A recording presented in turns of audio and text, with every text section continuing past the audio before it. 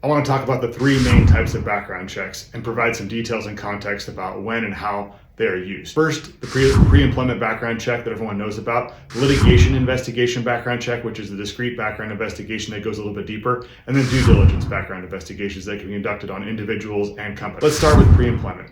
These require authorization by the applicant or the tenant or whoever they're being conducted on if it's a volunteer. They're typically fairly quick, completed in 2 or 3 days or less, usually around $50, and all the information from the applicant or tenant is disclosed at the time, and authorizations are required. They typically include basic level criminal investigations. They can include a driving record and often verifications of employment and education. The second type, litigation, discrete background investigations that are conducted by lawyers, insurance companies, and anyone where there's cause or rise if the person is believed to have credibility issues. These are deep dive. They can include criminal, civil, federal cases, social media.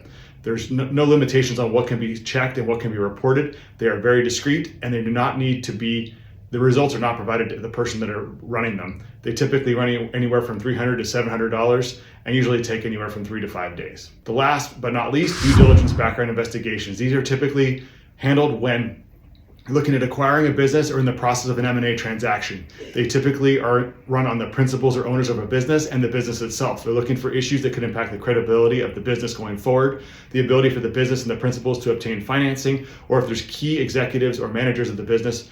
The background investigations would include those folks so that because these people will be running the business going forward. These types of investigations run typically anywhere $500 to $1,500. It can be turned around in 3 to 5 business days as well. Oftentimes they are authorized in advance as part of an M&A transaction, but they can also be done discreetly, assuming that they do not include a credit report, because a credit report requires authorization. If you have any questions about any of these 3 types of background investigations or any other background check questions, please let me know. Thanks.